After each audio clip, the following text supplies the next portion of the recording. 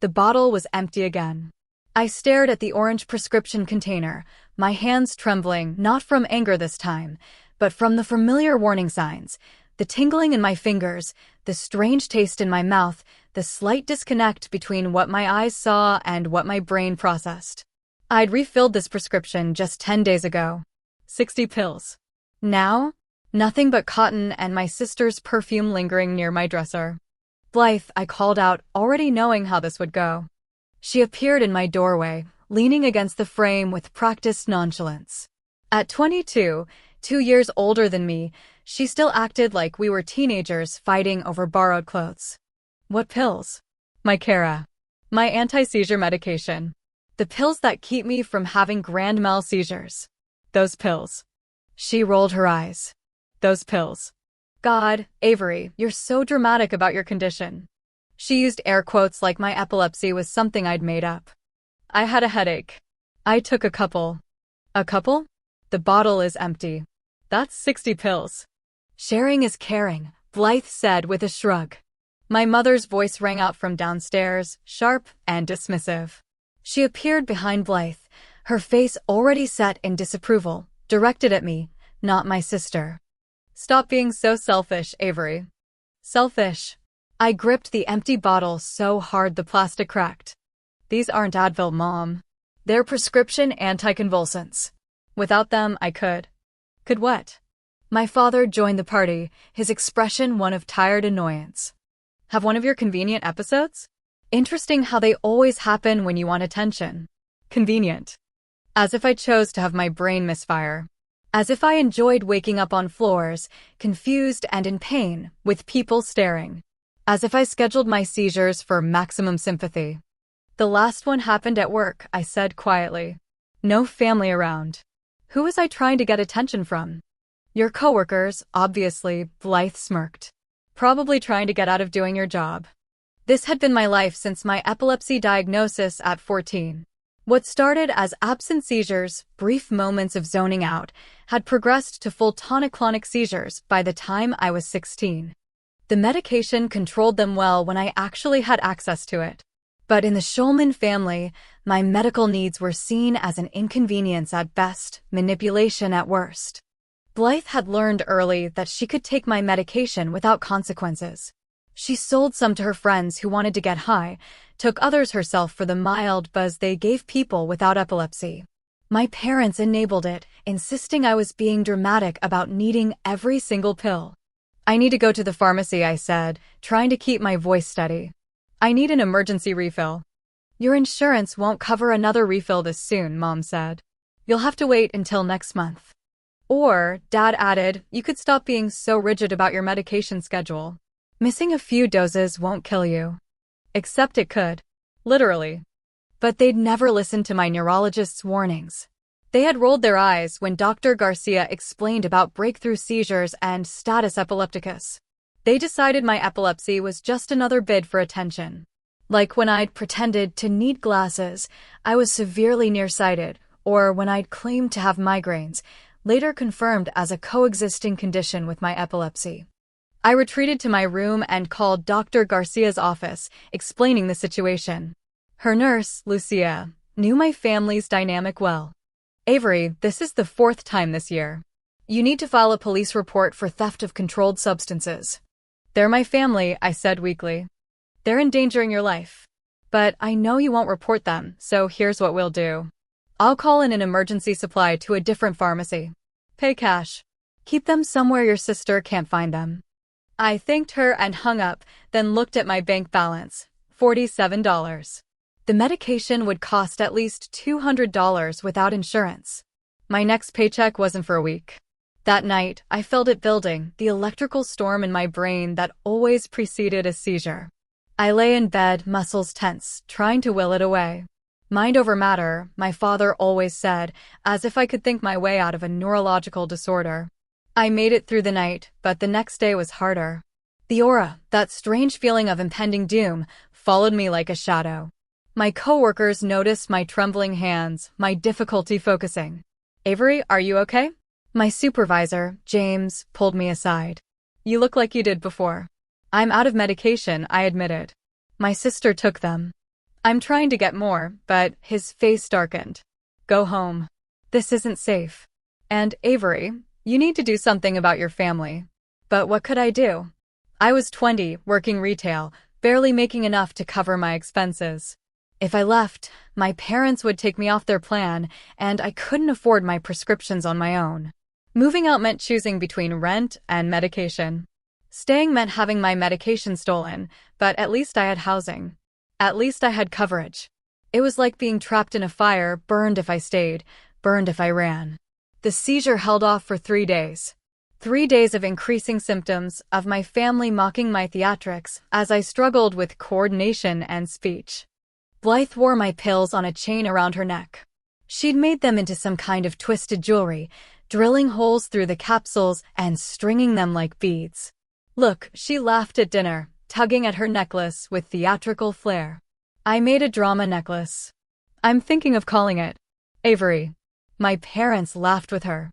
Then came the letter that changed everything. My grandmother, the only family member who'd ever believed my epilepsy was real, had passed away 6 months ago. The estate had finally been settled, and we were all required to appear at Ellsworth and Weller LLP for the reading of the will and distribution of assets. Grandma left everything to her 4 grandchildren equally, Mom said, reviewing the lawyer's letter. Including you two and your cousins, Miles and Lena. What she didn't say, but what we all knew, was that Grandma had been wealthy. Her estate was worth over $80 million. Split 4 ways, that was enough to change any of our lives. Finally, Blythe said, I can quit pretending to look for jobs and actually live. The court date was set for the following Monday. I had no medication, no money for more, and no way to get through what would surely be a stressful day. I called Lucia again, begging for samples, for help, for anything. I'm sorry, Avery, she said gently. Dr. Garcia is at a conference, and I can't authorize samples without her. Can you borrow money? Use a credit card. I'd already maxed out my credit card on the last emergency refill. My friends had lent me what they could. I was trapped. Monday arrived with the worst aura I'd ever experienced. Colors seemed too bright, sounds too sharp. My hands shook as I dressed in my best outfit. In the mirror, I could see my pupils were different sizes, a bad sign. Stop making that face, Mom snapped as we drove to Ellsworth and Weller LLP. This is a happy occasion. Don't ruin it with your attention-seeking. When we arrived at Ellsworth and Weller LLP, a sharply dressed assistant led us through a polished hallway to a large conference room on the top floor. The space was elegant, almost intimidating in its quiet luxury. Rich wood paneling lined the walls, and a long mahogany table stretched through the center, its glossy surface reflecting the soft glow of a chandelier overhead. To one side of the room sat a pair of deep, tufted armchairs and a small cream-colored sofa that looked like it belonged in a boutique or hotel lobby, not a law office. A wall of tall windows offered a sweeping view of the city below, steel and glass rising through the late morning haze. The curtains were pulled open just enough to let in natural light, giving the room a warm, golden cast. Miles and Lena were already there, seated near the end of the table. Lena gave me a tight smile. Miles didn't look up. Blythe breezed in like she owned the place and flopped onto the cream sofa, stretching her arms with an exaggerated sigh.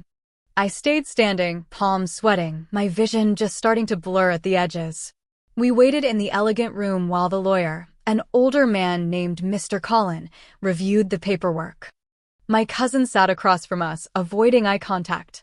They knew about Blythe stealing my medication, but like everyone else, they'd learned not to get involved in our family's mess. This is a straightforward distribution, Mr. Collin began, adjusting his reading glasses. Sandra Schulman left her estate to be divided equally among her 4 grandchildren. He paused, eyes scanning the page. However, there is one unusual stipulation. Mrs. Schulman specified that any grandchild who has committed a crime against another grandchild forfeits their share, which would then be redistributed among the remaining beneficiaries. Blythe scoffed loudly. Crime? We're family. We don't commit crimes against each other. That's when I felt it. The electrical storm in my brain had reached its peak. My vision tunneled, a narrow blur of color and light. My muscles twitched violently. I tried to speak, to warn someone, but my jaw locked tight. Avery, stop making faces, Dad hissed under his breath, embarrassed. Then the seizure hit. I collapsed forward, my body convulsing, slamming against the polished wood bench in front of us. My head struck something hard. Screams echoed through the room. Maybe mine, maybe not. The world dissolved into sparks and static. Muscles contracting. Brain misfiring. Consciousness fading. Medical emergency. Mr. Collins' voice cut through the chaos. Call 911 immediately. Clear the area. I was vaguely aware of being lowered to the floor, someone carefully cushioning my head.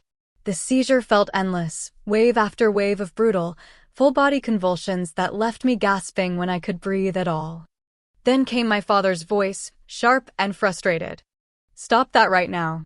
And then my mother's, clipped and sarcastic. Sorry. She does this for attention. 2 security guards entered the room. One started moving people back, gently but firmly. The other went straight to Mr. Cullen, who was now standing, face tight with barely concealed outrage. The paramedics arrived within minutes, though it felt like I had been trapped in that moment for hours. I heard clipped, urgent fragments of their conversation as they worked around me. Status epilepticus. Needs medication immediately. How long has she been without her anticonvulsants? Could be fatal if we don't act fast. When the seizure finally broke, I lay there, weak, disoriented, and burning with embarrassment. But through the haze, I could still hear Mr. Cullen's voice, low and deadly calm. Who is responsible for this young woman's medical care? She's an adult, my mother said defensively. She's responsible for herself. A long pause. Then, I see. And the pills around your other daughter's neck, what medication is that? Silence. Security, Mr. Collins said, turning toward the 2 guards. Please collect that necklace as evidence. The room fell into a stunned, frozen silence. We need to get those pills tested immediately, Mr. Collins said, his voice flat and firm. This is ridiculous, Blythe protested, crossing her arms. But the 2 security guards were already removing the necklace from around her neck. They're not even real pills, she added quickly, her voice pitching higher. Within the hour, I was lying in a hospital bed, recovering from the seizure. My head throbbed. My muscles ached. My tongue was bitten through on one side. And worst of all, I had no medication in my system. The attending ER doctor shook her head as she read my labs. You're lucky you made it here in time. Another 10 minutes and we might not be having this conversation. I closed my eyes against the fluorescent lights, against the guilt and rage and shame, against the knowledge that I could have died just so my sister could play dress up with my survival. The test results came back 2 days later. The pills on Blythe's necklace were, in fact, Cara, my exact prescription. The pharmacy records confirmed it. My name, my refill history, my insurance. Every pill accounted for in the system now hanging like jewelry around my sister's neck. Mr. Cullen visited me in the hospital, accompanied by a plainclothes police detective and a representative from the district attorney's office. Miss Schulman, Mr. Cullen said gently, the pills your sister was wearing match your prescription exactly. Your medical records show you've been hospitalized for seizures 4 times this year, each time after reporting your medication stolen. Is there anything you'd like to tell us? So I told them everything. Years of stolen medication. Years of being called dramatic. Of my parents brushing it off like I was just too sensitive. Of Blythe casually stealing my life-saving treatment, without consequence, without remorse. The detective took careful notes. Mr. Collins sat stiffly beside him, jaw clenched, eyes unreadable. Finally, the representative from the DA's office looked up from his file. Did any of this happen before your 18th birthday?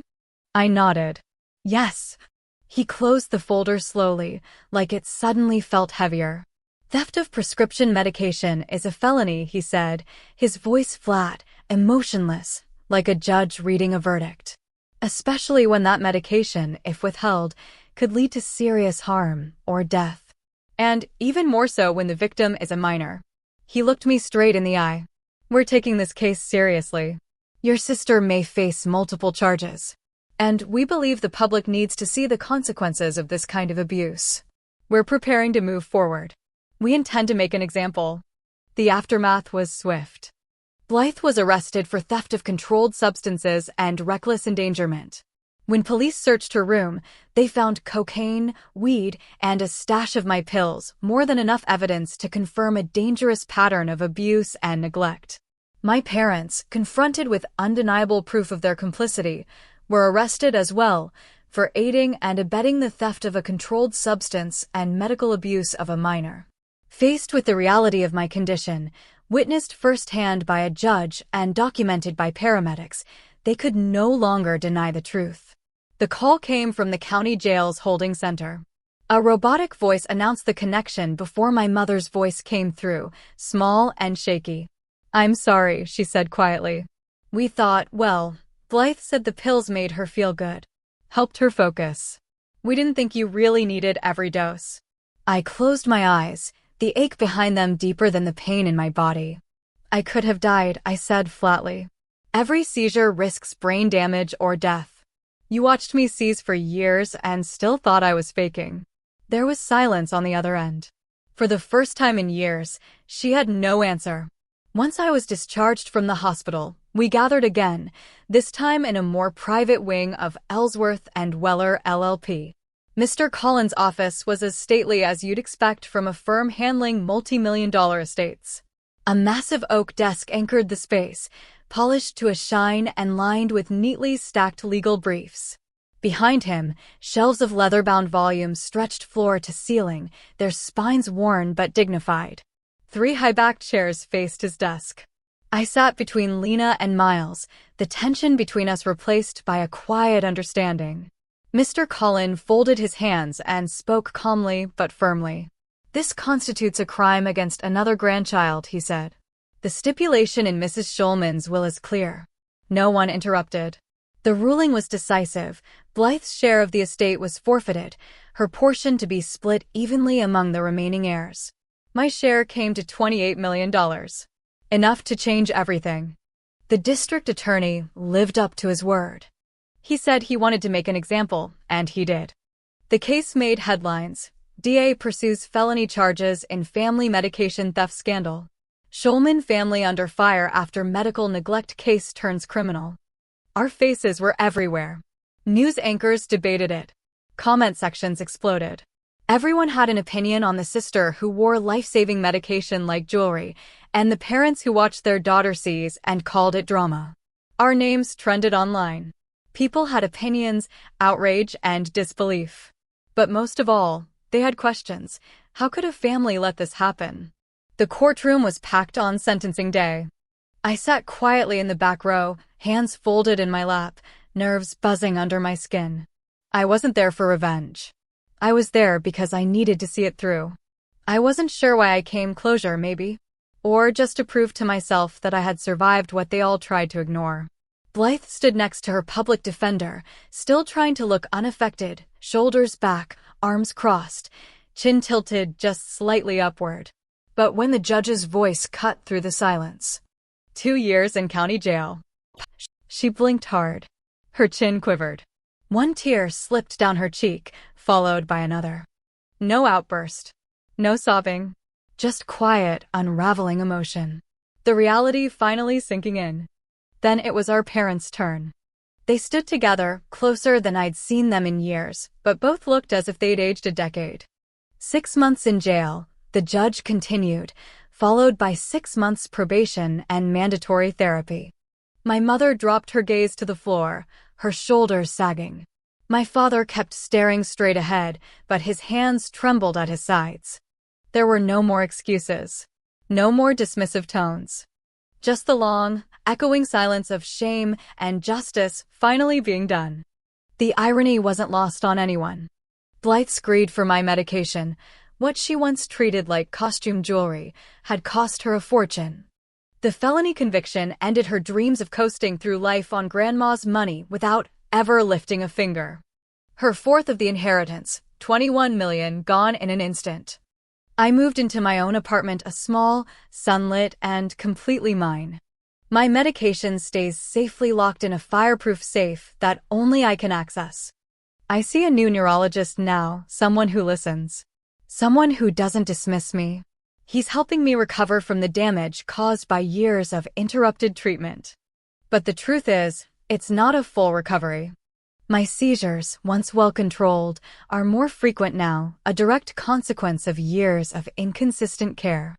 The repeated periods without medication have likely caused permanent changes to your seizure threshold, Dr. Garcia told me bluntly. This was preventable. But I'm alive. And more than that, I finally have control. I have resources. I have excellent insurance. I have people who believe me. And for the first time in my life, I am the sole decision maker over my own body. I volunteer now with an epilepsy support group. I tell my story to others, especially those whose conditions are minimized, dismissed, or ignored by the people who should love them most. Never let anyone make you feel dramatic for needing life-saving medication, I tell them. Your health is not negotiable. Your life is not a bargaining chip. You deserve safety. You deserve care. You deserve to be taken seriously. Sometimes survival is quiet. Sometimes justice doesn't roar, it just arrives. And sometimes taking back your life means simply choosing yourself. If you've experienced something like this, or you're going through it right now, share your story. You never know who might hear it and realize they're not alone. Your voice matters. Your experience matters. Stay strong. Stay safe. And never stop fighting for yourself.